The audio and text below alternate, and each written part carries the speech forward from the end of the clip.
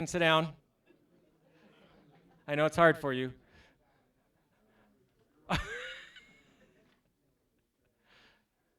All right. Yes. Sorry. Oh.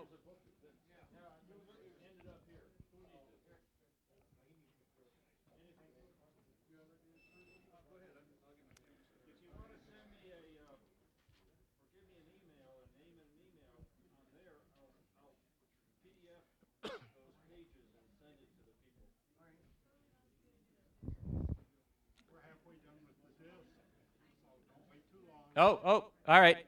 Hey, we're going to get started then. I'm on live on the air, broadcast across the world. Uh, our demonstrator tonight is Sonny Jones. He just joined the club less than a year ago.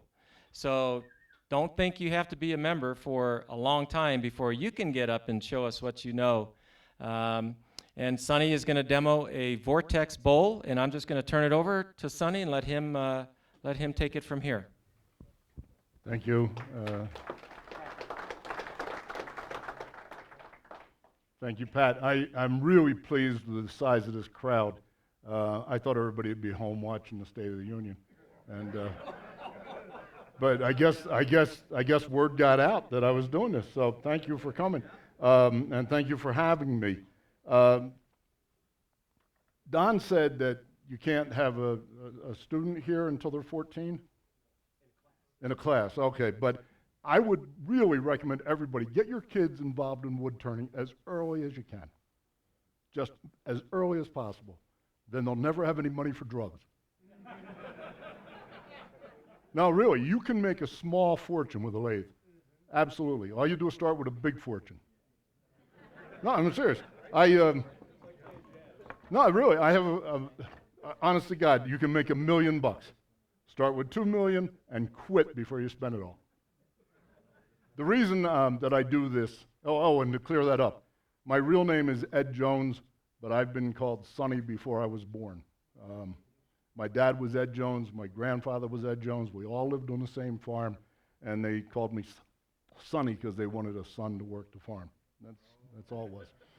So I tell people it's Sonny like in The Godfather, not Sonny like Sonny and Cher. Anyway. Because it's just core. But I was Sonny before any of that. The reason I got into doing these Vortex bowls is very simple. In my real life, I grew up on a farm where we wasted nothing. Everything had a reason to be there and everything had a purpose. And then in my career, I became a chef where you don't waste anything. You know, the whole idea is try to use every part of the animal, every part of the plant. And I started turning, and I was turning small bowls, and I saw a lot of the bowl ended up on the floor. I bought a coring machine, and I spun a lot of bowls off of the lathe trying to core it, and so I sold the coring machine at a small loss. But then I turned to segmented turning because you can control the size of the wood that you're gluing together. And just to give you guys some heartening, just here is the first segmented bowl I ever turned. And, oh yeah, don't zoom in on that son of a gun. A friend gave me, and now I like a big bottom, but this is ridiculous. You can see the holes in the bottom where it was screwed onto the faceplate, and you'll see it says Sonny Jones. I was so proud I signed it. Sonny Jones, 2004, and that's when I started turning wood. And the bottom of this is a good 2 inches thick. And I would spin or send this around the room, but I know I would never get it back because everybody would want that. After I did segmented bowls and I got a little bit better at it, I started doing segmented, closed and opened. And that was a lot of fun, and I did that. And then I saw this Vortex bowl or Dizzy bowl, and I said, I got to figure that out. So I started doing them. And the reason I started doing this segment, or these Dizzy bowls, and we can send some of these around if everybody wants to take a look at them. Send some that way and send some that way. The reason I started doing it is because I had a friend who was installing hardwood floors. And he had pieces of really nice exotics that were ending up in the trash. And the first one I ever did, my neighbor actually was having a rosewood floor put in his dining room. And I was at work, and they were throwing away 7 maple cutting boards. So I got the 7 maple cutting boards for free, and I took all his scraps from his rosewood floor, glued them together, and made my first segmented bowl, or dizzy bowl, or vortex bowl. And then I went down to, there's a company that does hardwood floors. They got in trouble for selling hardwood floors from China. Yeah, right, okay. So I went down there and I put a card up and I took some pictures of a couple of my bowls, and I made a deal with the guys installing hardwood floors that if they would give me their scraps, when I felt they had given me enough of them, I would turn a bowl like this and give it to them in trade. And so I got a lot of hardwood flooring, and I didn't know what to do with it at first. So I tried running it through my surface planer, and it just chewed it up. It just, that polyurethane finish they put on the hardwood floor, last. That didn't work. So I took it over on my bandsaw, and I resawed it. Cut the polyurethane off and threw that in the trash. And then on the other side where the groove is, that would go through the planer, or you could also resaw it. So basically the way this works is you get boards. I had some here. Oh, here, right in front of me. So here are some boards. And these are, if you look, this piece of cherry was 3/4 inch. It's just stock 3/4 inch. And so I took it over to my bandsaw and I would cut it in half, and now I have 2 pieces that are 3/8. And when you get enough of these, you can stack them, glue them together. Now sand them and stack them and glue them together. And here's just a real good example of it. And you get alternating colors, and you glue those together. Then the trick is, go to your bandsaw, resaw it in 3/8, or whatever thickness you choose. But 3/8 is good. And then you take those pieces. We'll get back to this in a minute. You take those pieces, and here's some scraps I had laying around. So you take those and you glue them together, and you make a panel like this. Now this is, again, using scrap. If you have longer pieces, it's a lot less waste if you use longer pieces, and I'll show that in a minute. But you glue these together, and basically, it's really not hard to glue that together. It's not hard to resaw something that small, too. But typically what you do to glue it together is you're cutting these, they're fairly flat. You got to have a good edge, make sure there's no light getting through. You put glue on, some people will tell you put glue on one side. I tell you put glue on both sides. And then all I do is I just squeeze it tight with the glue, and once I got that glue together, I set it aside and let it dry. Now, when I have enough of these, and you see it looks like the paper, wax paper, the reason I brought that is just to remind you that when you glue something like this down, put down some wax paper. Otherwise, your bench will start to look like mine. There'll be glue globs everywhere. But if you put wax paper down, then you pick it up. If it sticks to the, what do you care? You pull it off. Anyhow, so I can get rid of that now. So you glue them together. Now you've got 2. Now, as you can see, these are really rough, because these are the cutoffs from when I was cutting my bandsaw, on my bandsaw, resawing. They were probably, like this thick or that thick, and then I just resaw them. Now, you can cut it as thin or as thick as you want. You can make as many boards as you want or as few as you want. I'm going to show you tonight, I made one out of 4 boards, and I made one out of 7 boards, or 7 panels. All right, let me explain that. So you get these glued together. You don't glue these together. You just get both halves of a bowl. So if this is 9 inches long, it's got to be 9 inches this way. And that's you're going to get your ring out of this. Does that make sense? But you're going to cut half rings. You're not going to cut whole rings. This is not, I mean, I told you it was basically from a bowl from a board.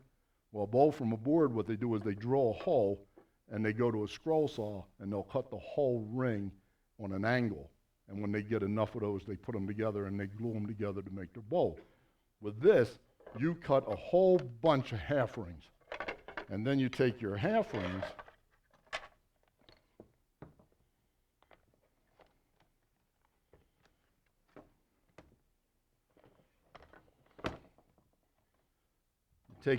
rings and, well, I don't take it apart.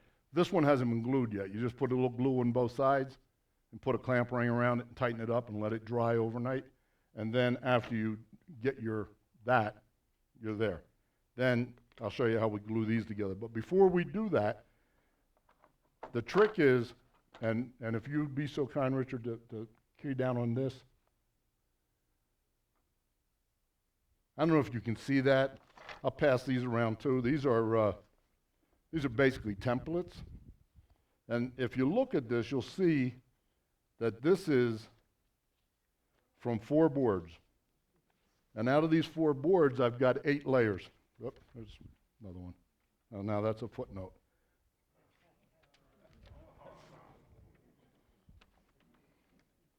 So you get these layers.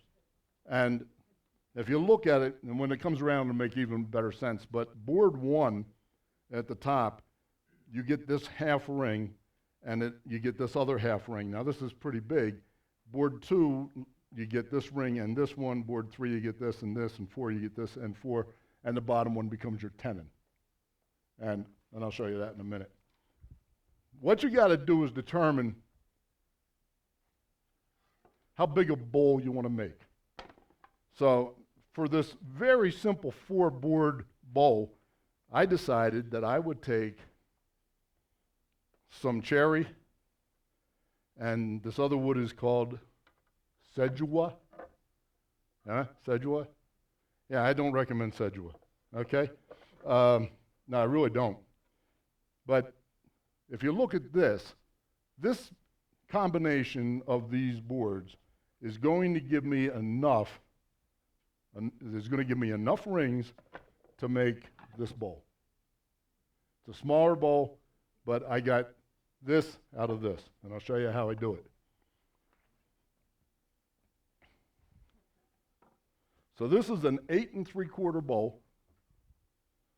It's got 1, 2, 3, 4, 5, 6, 7, 8 rings. The small ring here will be my tenon, and I put this, it's really not hard, I match it up like this. Well, I don't need both of them. I match it up like that. Does that make sense? All right, now, Pat took up all the room. I needed this whole table, and Pat just, no, he didn't want to share. Started giving me a bunch of, all right, anyway. I can get rid of this. Oh, we're making room now, baby. That sign has been a problem all night.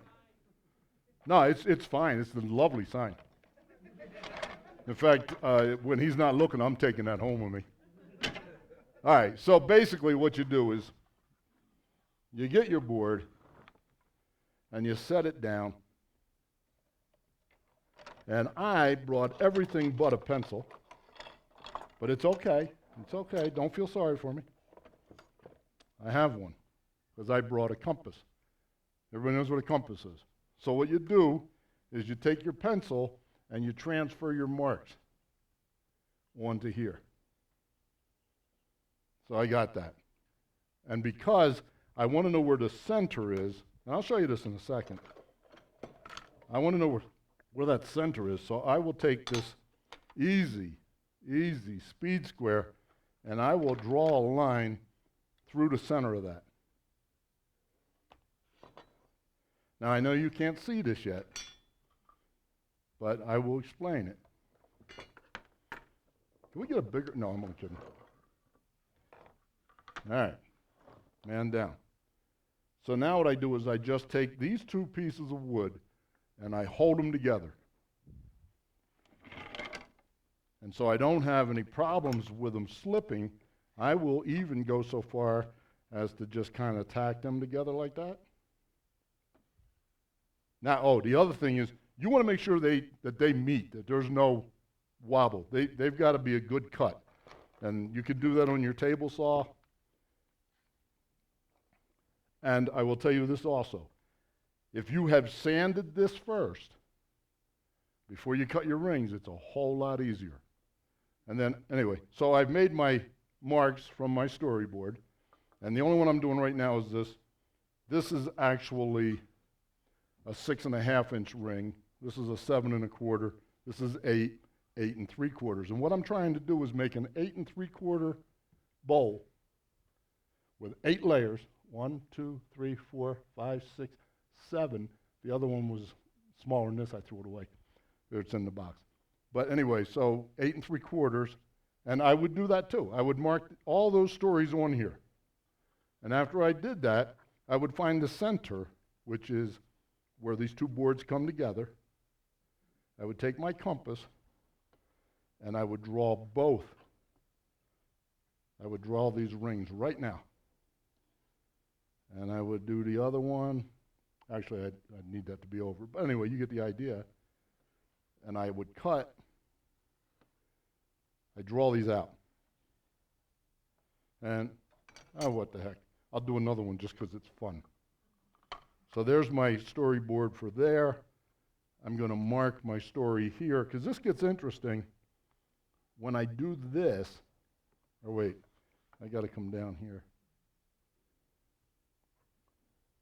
And I got to mark it here.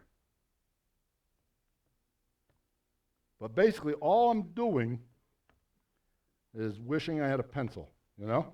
That's the only thing. If I had a pencil, that's on my bucket list. Glenn Lucas, no, I need just a pencil. That's enough.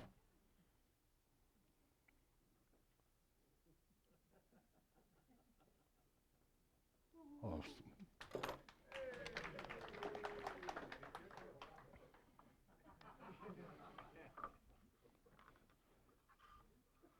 So anyway, yeah, so there you go. And you want these to match so that you get all these rings off of these two boards. And I'll show you why in a second. It's so much easier. Oh, this is a great pencil.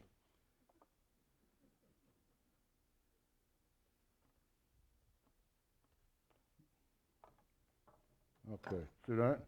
A pencil holder. Everybody's got one in their shop, right?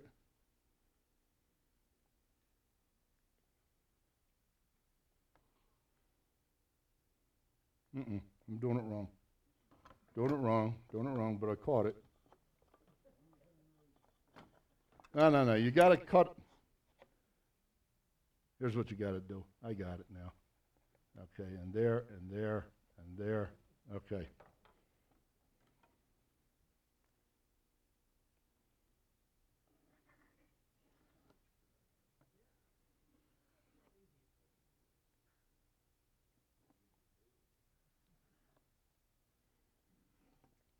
Okay. And if I take my speed square and I draw a line through, I can draw the other half of that circle. And I'll explain this as soon as I get done drawing this other half. It'll make perfect sense.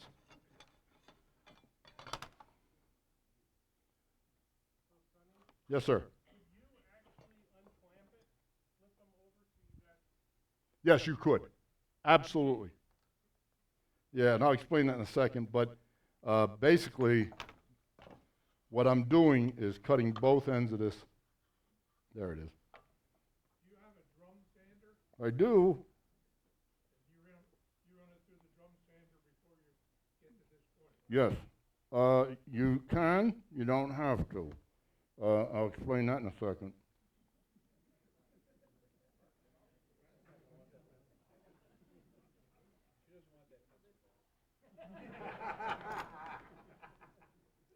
I thought the price would go up. Anyway, all right, so here's the deal. So I'm only going to draw those 2 circles, actually 4 circles. So if you look at this, it makes sense. So if you look at that, you can see here these 2 rings, but to save room or to save boards, I turned this the other way, so instead of having it go this way, it went this way, and now all I've got to scrap is this and this. Now, you got to cut that, and then you draw the other one like that, and then, of course, the next ring would be going this way, and the last ring would go this way. Does that make sense? Okay. Now, you don't have to do this. If you're skittish about resawing something like this size, then, or let's just say you've got some scrap wood in your shop that you want to use up for this project, and it's not this long. Let's say that. All right, let's just say that, okay? Now, I will tell you this. Unfortunately, that really nice maple that they bring for the raffle will not work in this project. So when you see it up there, don't take it. Just leave it there. Somebody will clean it up, all right? It will not work for this. Sorry. Not really. I'm very disappointed about that. All right, so anyhow, so after you cut these half rings, then they get glued together. So this, if you look, I'm not perfect. It's off a little bit. There it is. That's the half ring that I cut from my storyboard. Or it's the half ring that I would have cut from here. And then the other half would have been from this side. And then the next ring would get turned the other way, and it would get cut from here. So you'd have one half this way, and one half this way. Does that make sense? Okay. So now, if you have pieces this long, you can do that. Now, How long is this long? this piece, to make the 4 boards, is 26 inches long. Now, it's an 8 3/4 inch board, or 8 3/4 inch bow to start. So, of course, it has to be 8 3/4 this way, which means that each half has to be 4 3/8. Does that make sense? Now, if you're making a 9-inch bowl, each half has to be 4.5 inches. All right. So, you cut your 8 rings, in my case 7, but here's my biggest one. And if you look, it's sanded nicely on one side, but it's not sanded so nicely on this side. Because when I put it on the lathe, I'm going to cut this anyhow. I'm going to finish this. This is going to be outside of the bowl. And it gets glued up on the lathe like this. Couldn't you put both of them through your drum sander? Oh, you can, but why sand? Why sand this side that you're going to put it? It's going to be on the lathe anyhow. But you could. Yeah, absolutely, you could. Yeah. So anyway, what I do is after I glue my half rings together, then they go through the drum sander.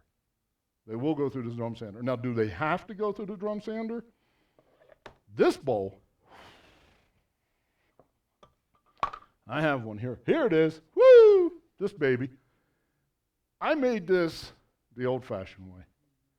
I bought 3/4 inch boards, and I didn't resaw them. I just glued 3/4, whatever I had. This is what it was. I don't think it was truly 3/4, but whatever it was, I glued these together. I didn't sand them through my drum sander. I hand sanded these. I went with a piece of sandpaper on a board, and I glued sandpaper down, and I took each ring, and I rubbed them in smooth, and I glued them together. And my half rings, because I thought maybe, here's the deal. When I was a young man, every Saturday, I would tape on a VCR. Do you remember them? Okay. I would tape Norm Abrams' This Old House. And NAMI, if you come to, I'm doing a shop tour in April, come to my shop. I have an autographed picture of NAMI in my shop. Wow. Yes. And he would always say, I'm going to build a chest of drawers. And then he'd go and get his perfectly good mortise and chisel, and he'd mortise and make a tenon and a mortise. And I'm like, Normie, can you make something with a screwdriver and a handsaw? Or a hammer? You know, I got a hammer. Can we do something with that? No. Not NAMI. He had everything. But my point was this. Use what you got. And so this one, I just wanted to see if it could be done. I cut the half rings out with a coping saw.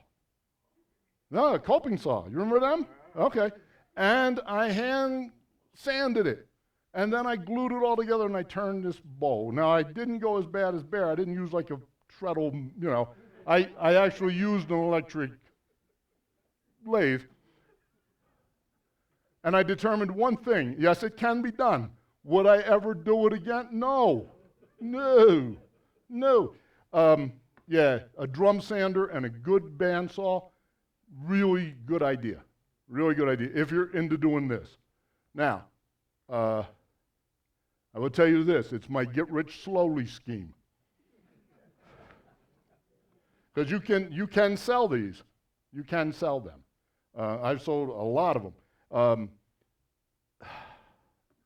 I'm not doing this for the money. Really not. I love doing it. And somebody said, wow, it takes a lot of time. It takes a long time to do that. And yeah, but I saw Trent Bosch. I was at a demo that Trent Bosch was doing, and somebody was giving him a hard time about how long it took him to make his bowl within a bowl. And he asked the question, he said, do you like turning? I'll ask you guys, do you like turning? Yeah, why do you care how long it takes? Why do you care? My wife loves it when I'm in the shop. I told her, honey, it's going to take me 5 hours. She said, oh, it takes 6. She doesn't care. My point is this. You can conserve wood by drawing your rings on long, glued-up pieces like this, but you doesn't have to. You doesn't have to. I told you when I started, the guy gave me cutoffs from hardwood flooring, and so I made my template. This is a template that I did. It's a 9-inch bowl using 5 layers. That's 8 3/4 using 4. This is 5 layers. And you can see on this side it's board number 3 and board number 4. And this one is board number 2 and probably board number 1 and then board 5, and there's nothing on the other side. But you could put this, if this is what you had, you get the idea. There's where that ring came out of. You with me? So you don't have to have this long. You can use short pieces of wood glued together, resawed, and then you can make your half rings out of smaller lengths of wood. That maple back there will not work, but other pieces of wood. Now, I have had problems with Paduke and maple next to each other. That's a son of a gun. And you know what? As pretty as it is when you first turn it, it's not going to stay red. It's going to turn brown. And especially if somebody buys it and puts it in the sun, they're going to bring it back to you in a couple of months and say, boy, this is terrible. Well, yeah, it is. Now, I will tell you another little secret. I did this because I had scrap wood, and even that I didn't want to waste. There's a lot of waste here, I think. And my family heritage, we are Amish. We are Amish. We don't like to waste, you know. I had a great Uncle John and a great Aunt Sally that wore the black, drove a buggy. My cousin, she was Amish, but she dated 2 men a night. Wait. Oh, sorry. We don't want to waste. We don't, sorry, Pat. We don't want to waste. So what I did was I came up with this little nifty jig. And if you look at this, all this goes on my table saw, and it's a little jig I made, and I can take this piece of wood, smack it in there, and I can cut it off on a triangle. And then what do I do with that? Well, there's a bottle stop. Now, if you guys turn bottle stops, the fun thing about this is you have no idea what this is going to look like till you turn it. But here's one that I did turn, and you can pass that around. And I also entered a pen. Now, I'm not a pen turner, but because Marty did such a great job last time, I thought, you know, when somebody does a demo, I think it behooves, that's a good word, it behooves us to participate and enter something the next month. So next month, I want to see a whole bunch of these, all right? They're not that hard. I'm going to get to it. So this is what we can do with some scrap. Here's a pen blank that you can glue up and make a pen. This is make a Gatsby pen. That's why it has a G written almost on there. Here's another one glued up that I don't know what I'll do with, but it's thinner ones. I have boxes at home of this because I can't throw it away. I just don't think, it says on my website, don't burn it, let me turn it. No, I'm serious. I will turn it, don't burn it. And if you guys have scrap wood in your shop and you do not want to do this, I will take it off your hands. Or if you install hardwood floors, we can make a deal. But anyhow, so I do a lot of this scrap stuff. I don't want to throw it away. What I did find out, though, is you don't have to, and I did this for a couple of years. It's funny. My wife had a birdhouse, and it was in our backyard, next to our shed. And I kept the bird seed in our garage. And whenever the bird feeder was empty, she would have me go out and fill the bird feeder. And I would go out, get the bird feeder, carry it into the garage. I would fill it, take the bird feeder back out and hang it. And one day I said, and this is after years, I said, boy, wouldn't it be nice if there was some place I could store the bird seed closer to the bird, like in that shed. That, not real bright, but lovely.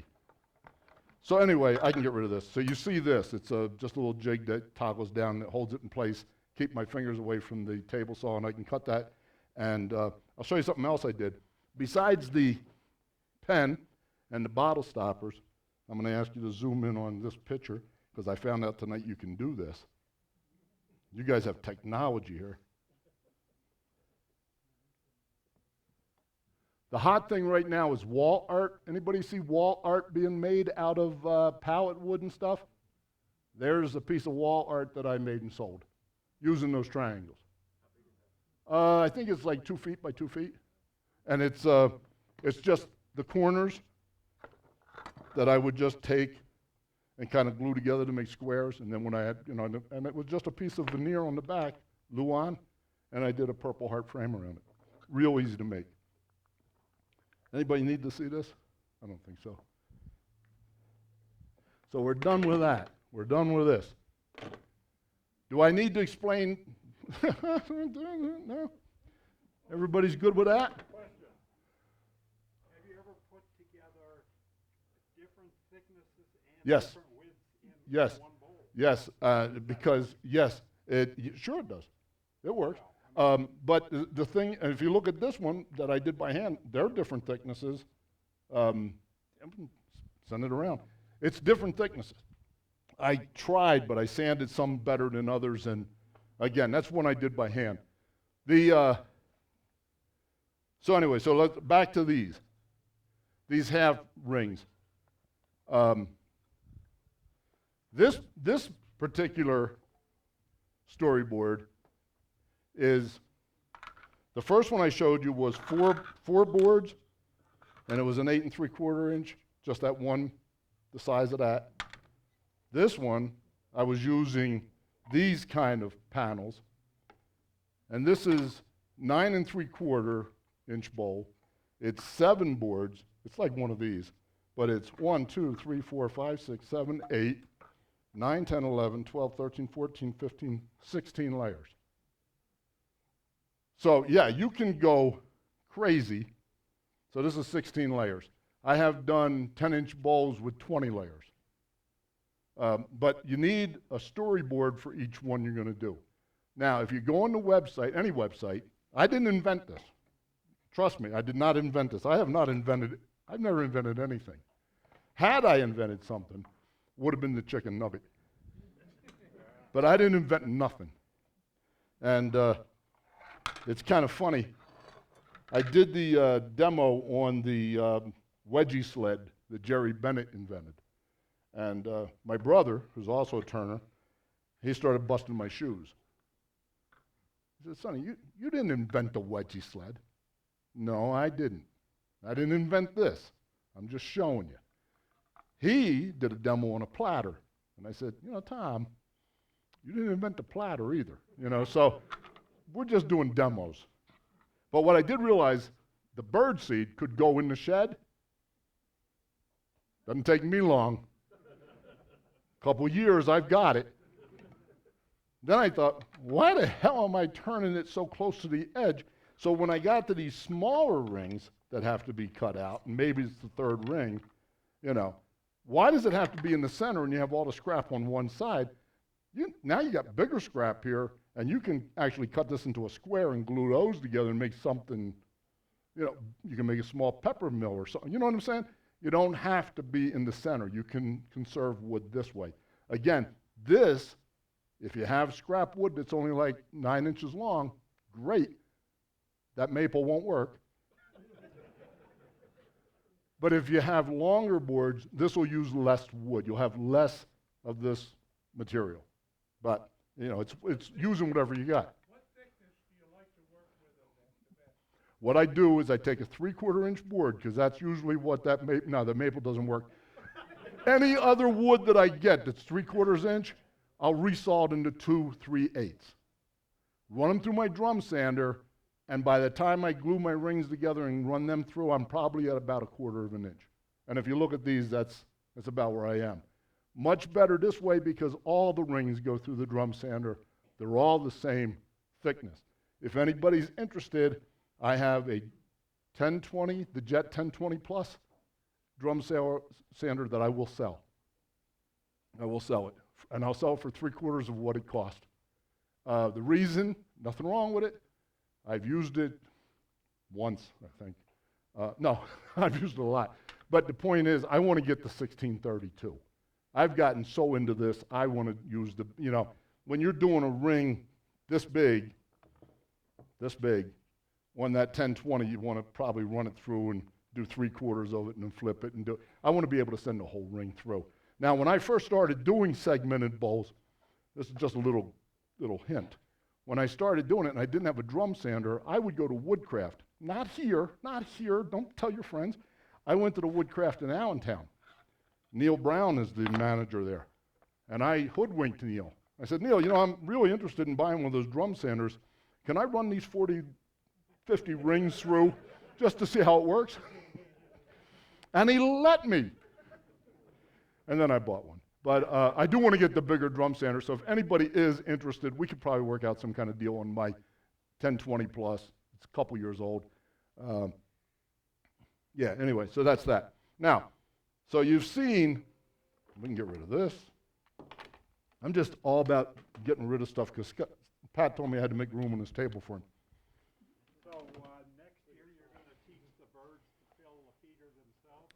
I got a self-feeding, yeah. Now, we bought a tree house. We came here, my wife and I moved here, our daughter and son-in-law live here for work, and I could not be more proud of my son-in-law. He does the artificial limbs for the Wounded Warriors here in Arvada. And so they moved here with the VA, yes. I could not love him more or be more proud of him. He, and my daughter could work anywhere, she's a PA. And so they moved to Denver for that job, and then I retired, and my wife said, where do you want to live? And I said, with you? Turned out to be the right answer. And I thought about it for a minute, and I said, no, I'm originally from the Jersey Shore, a little south of Atlantic City. I want to move back to the shore. And my wife said, no, I want to move to Denver.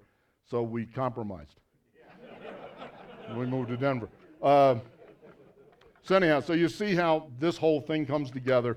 Now, I know what you're thinking. You're thinking, why didn't he move to the shore? So storyboard. Got it. You got this. You understand. Half rings, 9-inch boards. They don't all got to be 9. If you've got some scraps that are only this long, you can cut your smaller rings out of that.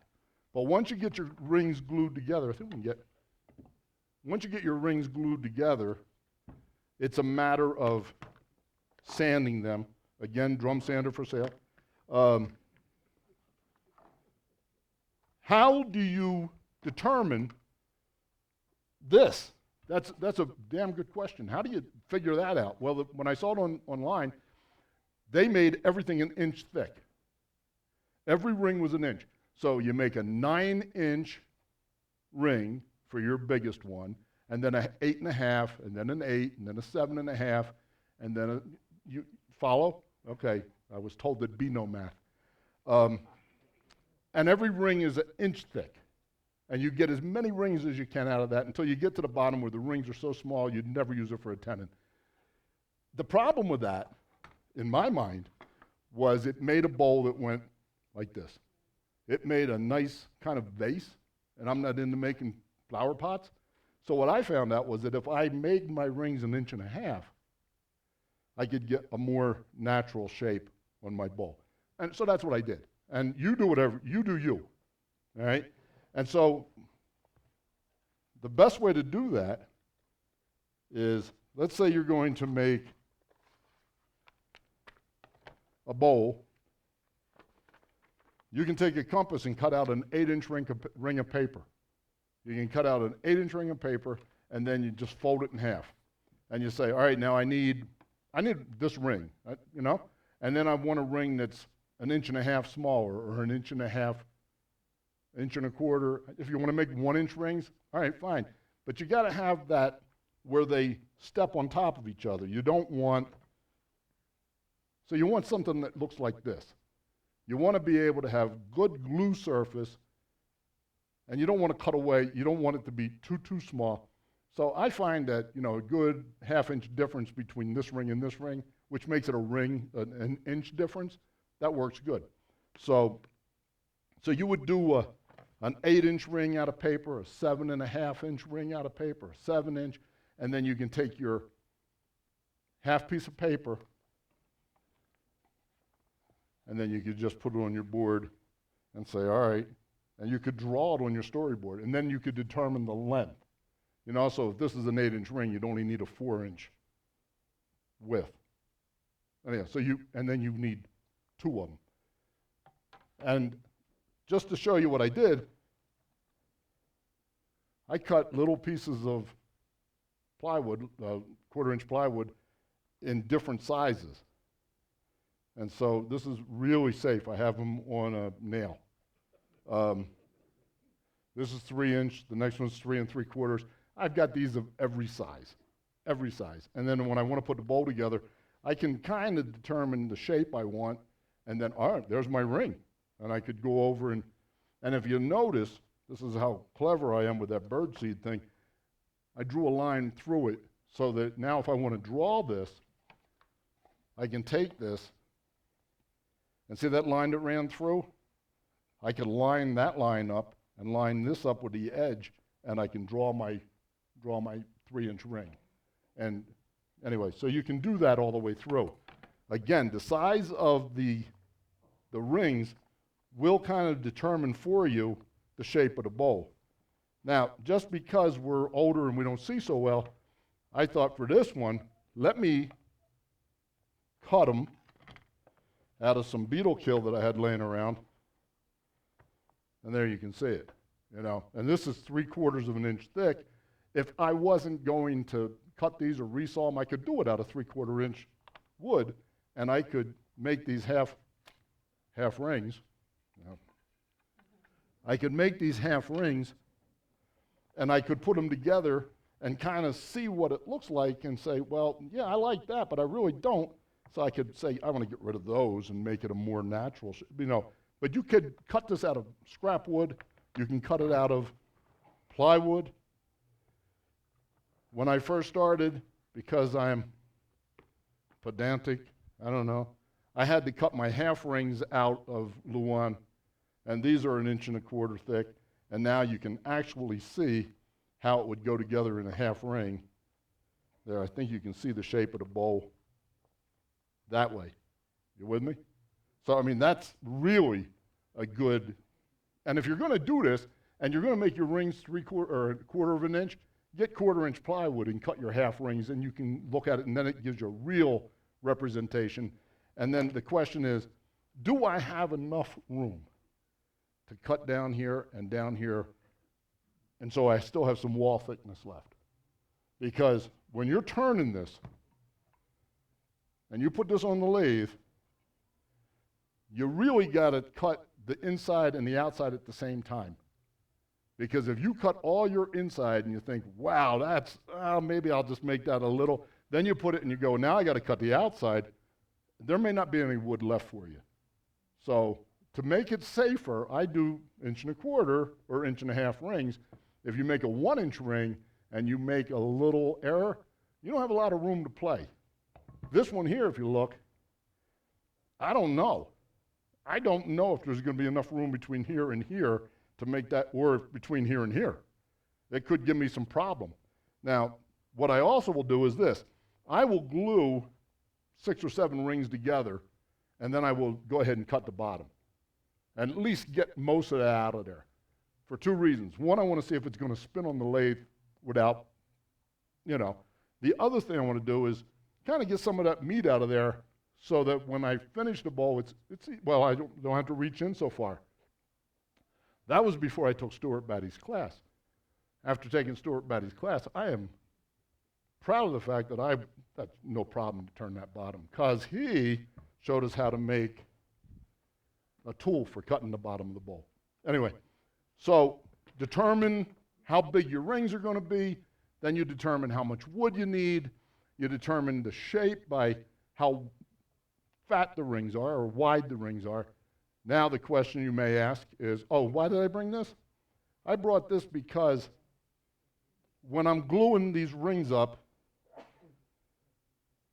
and I want this ring to go in this ring, you have a choice when you're gluing these together. This is really fun. You have the choice. And what makes it a Vortex bowl is if you look at this, all the rings are the same, but when you glue one ring to the next, you turn it slightly. Turn them slightly. Now, make sure you turn them all the same way. Well, again, don't make me take that segmented bowl out. If you look at this one, this is sedua and maple. If you see sedua or cherry, if you see sedua up on the thing, go ahead and take it. It works great. I will never turn sedua again. But if you look at this, what you'll find, and I was going to turn these in front of the class, but I turned this first one, and when I was cutting the rings were falling apart. The glue didn't really adhere to the sedua, and I did not want to turn it here in front of everybody and have a piece go across there and another there. It just fell apart. If you look at these rings here, this is that sedua, and we can send some of this crap around. There's spots like there. See it? I wouldn't trust that. I wouldn't trust that. Now, you may ask, how much does this cost? Well, if you have a friend who does hardwood flooring, it doesn't cost much. But just for fun, I bought, last meeting, Pat saw me, asked me, is that wood for, yeah. And I bought a piece of cherry and I bought a piece of sedua. I'm going to change the name of sedua in a minute. I bought $42 worth of wood, and I got 7 of these little bowls. So 7, 42, about $6.50 a bowl. So, just so you have an idea. This, I bought a piece of Purple Heart, and the rest of it was given to me. So, I mean, it's a good way to use up wood, is what I'm saying. And if you don't want to use your wood, give it to me. I have, the most I've gotten for one of these is 120, but typically I will let them go for about 85. Yeah, I'd rather sell it at 85 than have it sit in my house. So, yeah, 85, it depends. Some of them I like better than others. This one I think came out really nice. This one might be 90. The point I'm trying to get to is this. You can turn them slightly. Oh, that's where I was going. If you look at the last ring, I flipped it wrong. It's glued on wrong. If you see it, they're all going, and the last one, that should have been over, anyway. So I turned that top ring wrong. Somebody might like it. What I might do is put it back on the lathe, cut that ring off, make another ring and glue it on, and just go ahead. But the sedua, I may burn it. This one here, I turned, and again, I just wanted to show you an easy 3/4, 4 boards, really simple, 4 layers, 8 boards, 8 rings, and I didn't really cut them thick. I just kind of used the 3/4 inch and ran it through the drum sander and did this. This one I turned a little bit. This one here I made a little checkerboard. And I kind of like this the best. I'm going to make some of these bigger ones in this design. I think they're really cool. And I might do it with just 2 colors. I might do maple and black walnut and really have the, you know, or if somebody has some ebony and some ivory at their house that they don't want. I'll take holly and ebony, I'll take, if you're not using it. Right, don't burn it. My point is, you can do anything you want. You're limited by your imagination. So you could turn this like this, or you could turn it 90 degrees. 90 degrees is really confusing. The point is, when you put this together, and it's on the lathe and it looks like this, you don't know. That's fun. You really don't know what it's going to look like till you turn it. Once you turn it, you go, wow, man, I'm good. This one I turned 90 degrees. So every layer is just turned 90, and that makes a real funky shape. I think they're cool. I was going to turn them around, but no, wait, hold up. Now, so everybody's cool on how you cut half rings and glue half rings together to make whole rings. Then what? Well, I used to take my rings. I got to do this quickly because I know she wants her pencil back. I used to get my rings. Oh, and here's a trick. Make sure they're... I'll use the bigger one so you can see what the hell I'm doing. Make sure... No, that's okay. That's okay. I'm going to hold it up. Make sure that you have them going in the same, unless if they're symmetrical, like here you see I have this piece of poplar and then there's maple and then there's whatever that is and then maple and then walnut. You want to make sure that these are symmetrical. They're the same going this way as they are going this way. Sometimes I will make them and I'll just use up whatever scraps I have and I may have just a running, it doesn't make any sense. Okay. If you have that situation, you want to make sure that you have them all lined up the same way. Just put your whole bowl together first, line them up, and go, yeah, this is okay, this one. And actually what I do is line them all up, make sure they all look the same going down. When I do this, I don't resaw just one bowl. I'll do 4 or 5 of these at once. And now I've got pieces, parts all over the place, so I'll label them. But once you run through the drum sander, there's no label. So what I'll do sometimes is I'll take a red marker and mark each one of these rings with a red marker so I know they go together, or a blue marker, whatever. And if you look on these, when I glue them together and after I get them lined up, you'll see I have a single line going here, and over here I'll have a triple line. Because I will sit down on my board and say, all right, I'm going to move this over. And when you have this 1/4 inch, it's pretty easy because look at this brown. I just went over one ring, and I went over one ring. And I tried to keep it centered. And how do I know where the center is on these solid rings? The center, if you look, that's the point where the compass sat in when I drew that ring. I keep that, I don't sand it out. I try to keep that point so I know that that's the center. It's not important on these bigger ones, but on these little ones, I'm looking. I've got it here. Now we're done with this.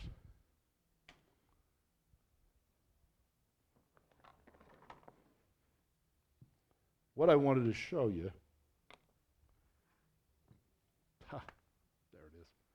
there it is. So what I'll typically do is the tenon, the smallest one that I'm going to use, I will take that to the lathe.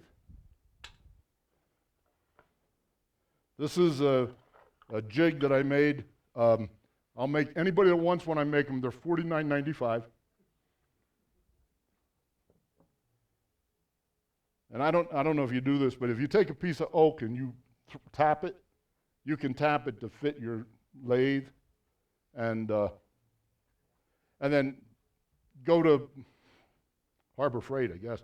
buy a sticky, you can get them upstairs, get a sticky piece of sandpaper that will go in there, and then you can put this up here, and you can bring this up. And the first one, you don't want to do on this, because when you're cutting it round, you don't want to cut it round on here because you'll ruin the sandpaper.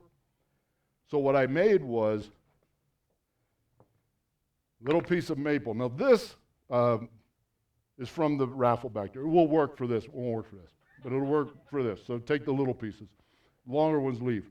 And what I do is I just put a little tenon on here, put that on the lathe, and as you can see, there's a cut there. I put some sticky tape on there, and there's the hole from when I had the compass, and I just put that on there, using the tailstock to get it centered, okay? And now I can cut that and make it round. If I wanted to, I can cut the other one and make that round, but what's cool about this is now that'll hold that to the lathe so you can cut your tenon round. All right, so then what you want to do is you want to glue this to your next one. So here's one way you can do it.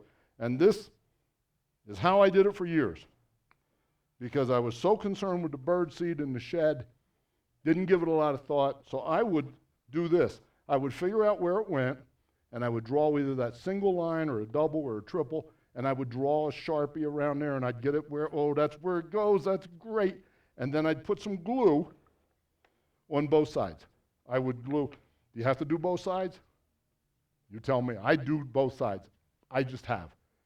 And I glue this, and I glue this, and I get them together, and for years, I would do this. And then I would let them dry. And then sometimes when I would put them on the lathe, they wouldn't be so perfect. And I would tell you, you could take this and take it over to the lathe, and you could put it on here like this, and you could bring up your tailstock, and you could cut away the outside of this bowl, and you could keep most of the chips away from yourself. And then when you look inside, you'll see this is here, and this one's real thick, and this one's real thin, and you're like, oh, dear God, I screwed up.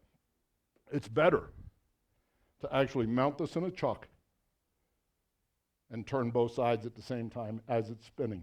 And I'll show you that in a minute. But my point is, as you're gluing each ring, if you don't have a drum sander, you could sand on here. May not be as accurate, may not be as good as a drum sander, but it can work. It will work. That's one of the ways you do it. But all right, now gluing together. This is what I found. This is cool. Oh, I brought this just for fun. This is just a little wooden cone that I turned, and I put the bottom of furniture pad on here so that if you ever want to hold something to the lathe and you don't want that point to dig in. Now this one doesn't fit this because this is not mine from home, but that will hold up against the lathe, and that'll hold that in place. Just a little tip for you from your Uncle Sonny. All right, so here's one way to glue. Not the best, not the best. What I found out, and I got to tell you a story. I went over to Gary's house, and he offered me a cup of coffee. He did. And we had a great afternoon, and he showed me his stomper. Anybody know what the stomper is? The stomper was designed for open segmented work, which I got to tell you, Gary's good at it. So this is a Longworth chuck. And typically what he uses it for, well, he took it out here. There is a segmented grouping that goes in there for gluing up open segments. And you can put your bottom in, you put your segments in, and then with the Longworth chuck, you can turn that, and that brings everybody into the center. And this just stomps down. I'll show you this in a second. So I saw this at Gary's, and I thought, oh man, that's great. And I went to build one, and Gary helped me. He told me, this is how you do it. Okay. I'm not going to build one. I went online, I bought one. It's coming in the mail like next week. But, because I just wasn't going to buy one. But what I found out was I had this, and this will fit in my chuck. So I could put this in here, and if I wanted to, I could turn this around, and you could cut a little each ring if you wanted to. But I also said, what else do I have? I have this. Anybody know what this is? It's a cold jaw. Yeah, it's a cold jaw. I bought it at Penn State Industries a long time ago. It's really not that good, but it's good for this. So if I put this on here, and I put my next ring in there,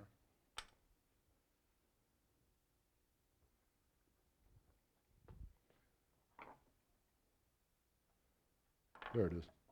If I put my next ring in here, this is clever. This is like the bird seed. I did this for years before I figured this out, and I wouldn't have figured out if Gary hadn't showed me the stomper. So glue way number one, clamps, line it up. When you put the clamps on, you got to let it sit for a minute with the weight.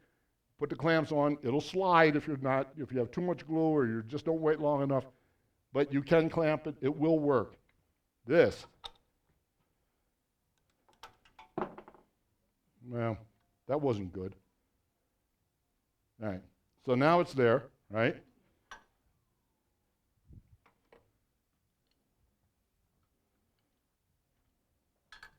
This is already in here.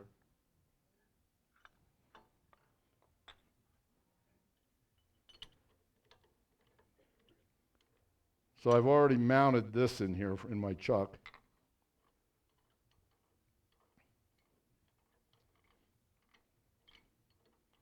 All right, 18 more rings. There we go. 18, 1, 7, everybody count down with me. Okay, so now I've got it in here, and there's nothing that stops me from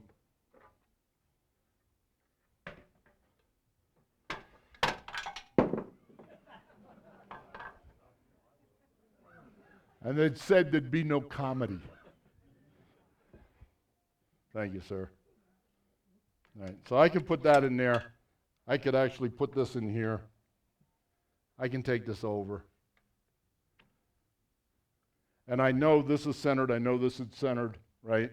And I can actually now take this and line it up and say, all right, there's my centerpiece, and I know I want to go a half a ring, and I can put the glue in there, and I can mark it now, then glue it, put it back, and there's my clamp. I mean, that glue's not going anywhere. The thing is, you tied up your lathe for a while. Another way, and this is the easiest way, this is the birdhouse, the bird seed. Unbelievable. The way this works, and it's not mine, so if I screw up, it's not my fault. No, it really isn't. This is a centering jig. It's a Longworth chuck. And all